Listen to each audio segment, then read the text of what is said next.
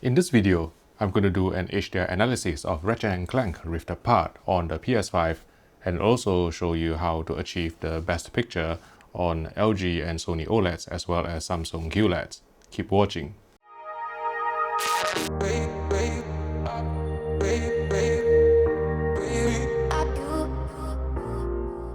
Hello everyone, Vincent Theo from HDTV Test here. The most important thing to know about Ratchet & Clank Rift Apart is that this is an HDRG compliant game, which means that it will tone map based on the parameters that you set in the Adjust HDR screen on your Sony PS5 console. So let's go into the Adjust HDR menu. And what I'm going to do is to turn on false color on my Canon reference monitor and also the pixel value checker so that we can see what sort of values we are setting. So on this first screen, we are setting the maximum full frame tone map luminance or max FFTML. And let's nominally set it at around 1000 nits. And on the next screen, let's nominally set it at around 1000 nits as well. This is the maximum tone map luminance or max TML. Don't blindly copy this. I'll give you advice for your particular TV later on, but this is just for demonstration purposes. And then on the last screen, I always like to set it at 0, the lowest possible, to achieve the inkiest blacks. And let's get out from here and start the game.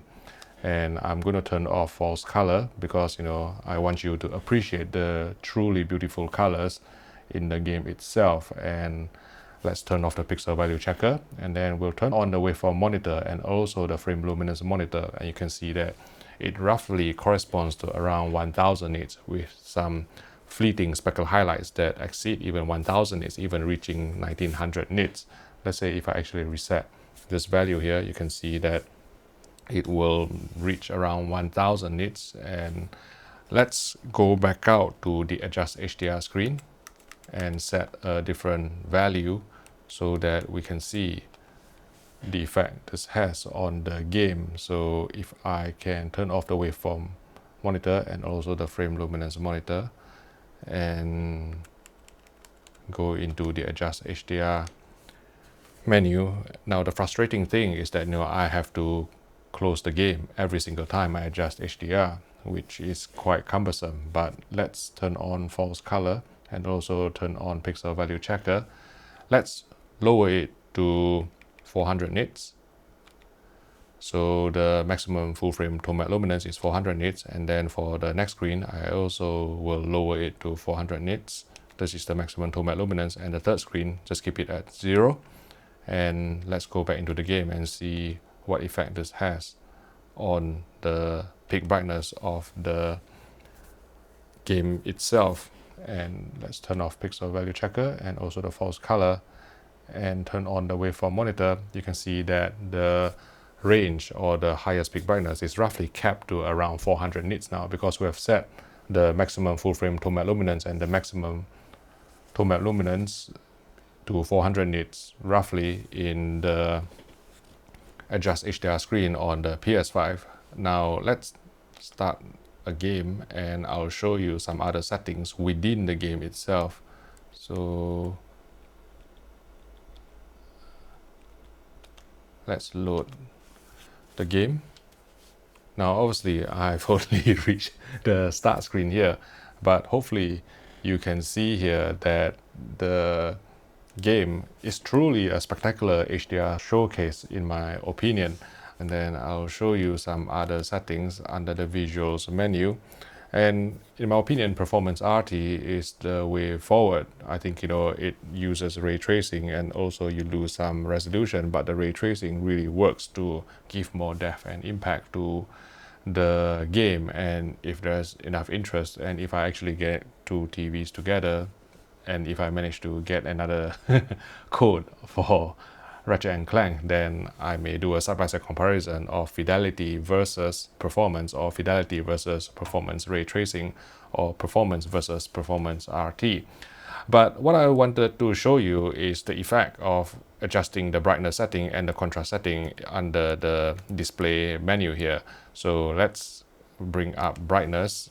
You can see here that if I bring up the waveform monitor here, If I increase the brightness, this will elevate the black floor. You can see that the black floor is elevated, and if we get out from this menu screen, you can see that the blacks are elevated and the whole picture becomes quite washed out.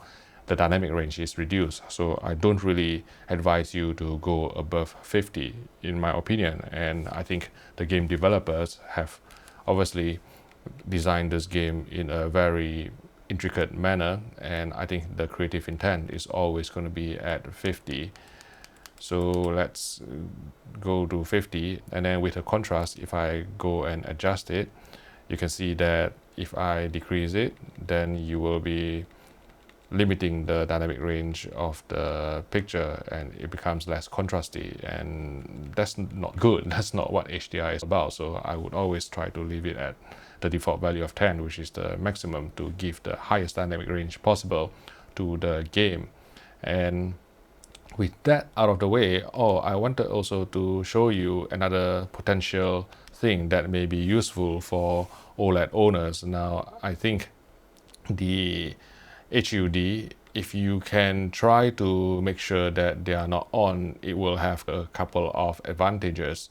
Because if you try to leave the UI on, so let's say if I leave this waypoint display always on, so you can see that there is a UI display always on screen, and it is really large.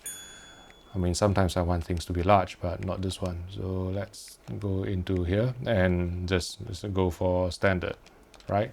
And you can see it there. But this will have a couple of problems on OLED. First of all, by having a waypoint there, you probably increase the risk of image retention and also permanent burn-in. And secondly, with the latest OLEDs, they all have a logo detection function where they will detect static elements on screen and slowly dim the OLED down to reduce the risk of image retention and permanent screen burn.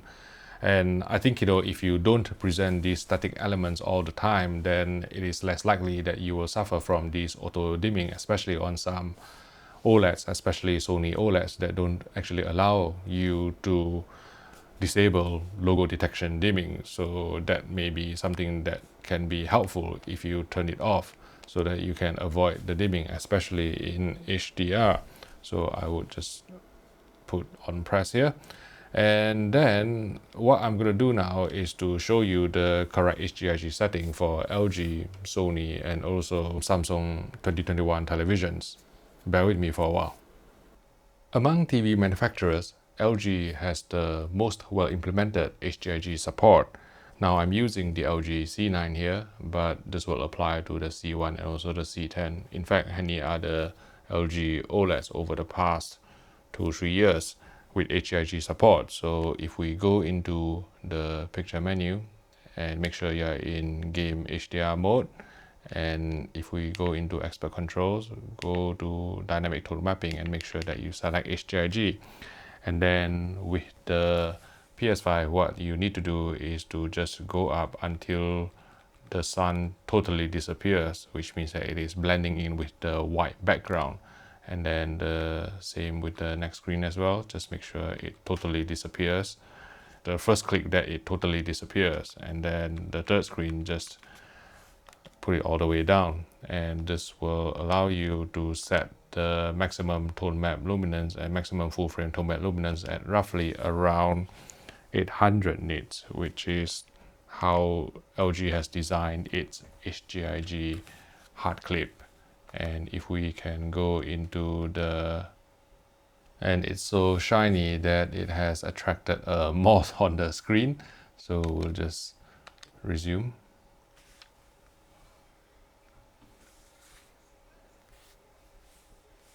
Okay, and let's move on to the next tally. Sony's 2021 OLED televisions don't really support HDRG as such, but what we can do is to go into the picture settings, and then we'll go into the brightness submenu and go to HDR tone mapping. If we turn it off, then we will force the TV to hard clip, allowing us to set the maximum full frame tone map luminance. So if we go all the way down to 0, and if we click upwards by 15 clicks, 1, 2, 3, 4, 5, 6, 7, 8, 9, 10, 11, 12, 13, 14, 15. This will make the sun blend in with the white background, and this corresponds to around 1000 nits. And for the next screen, which is the maximum tone map luminance or max TML, if we go all the way to the darkest and then click upwards by 15 clicks again, 1, 2, 3, 4, 5, 6, 7, 8, 9, 10, 11, 12, 13, 14, 15. This will set the maximum tone map luminance or max TML at around 1000 nits as well. And on the third screen, I always like to go for the darkest value possible, which is 0. And if we click OK, let's go back into the game, and I'll get out from the user menu.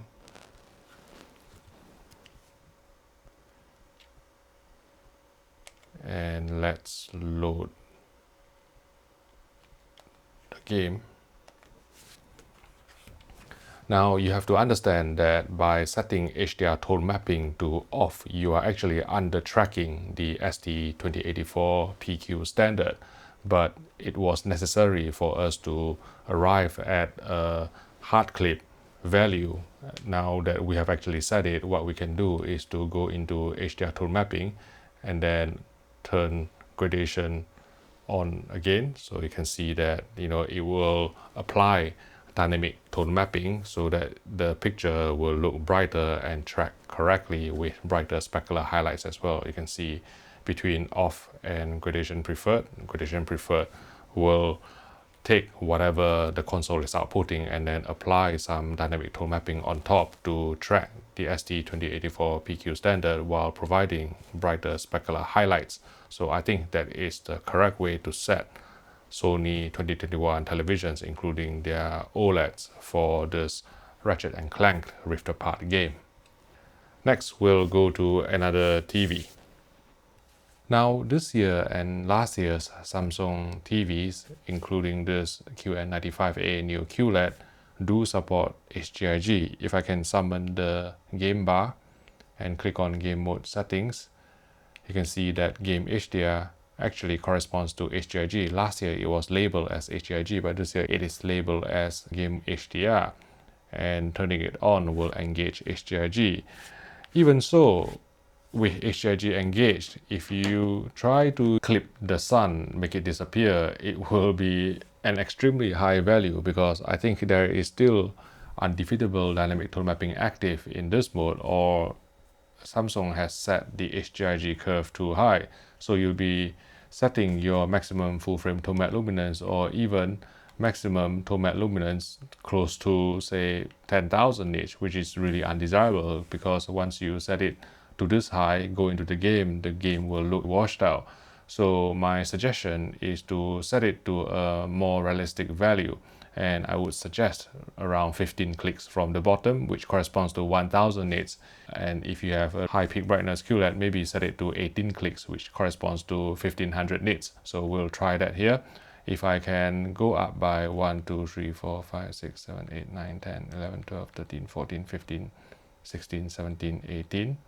And then here we'll also go up by 18 clicks. 1, 2, 3, 4, 5, 6, 7, 8, 9, 10, 11, 12, 13, 14, 15, 16, 17, 18. And then the last one, always go for the darkest possible to achieve the inkiest blacks. And we'll go into the game itself. And this will allow you to play the game in a more realistic manner without actually blowing out the highlight detail, because the dynamic tone mapping on Samsung TVs is forcing you to push the maximum tone map luminance or maximum full frame tone map luminance to an unrealistically high value. And if I can resume the game,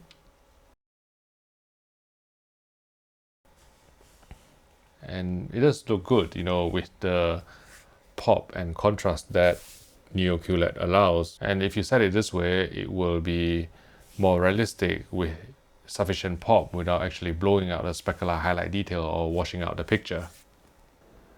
Before I wrap up, I realized that I have only been talking about the peak brightness on this game, and I think that the dynamic range and the reflections, the ray tracing stuff, it's just spectacular. It is truly a reference piece of HDR showcase, and I would be very, very happy playing this game if I had time.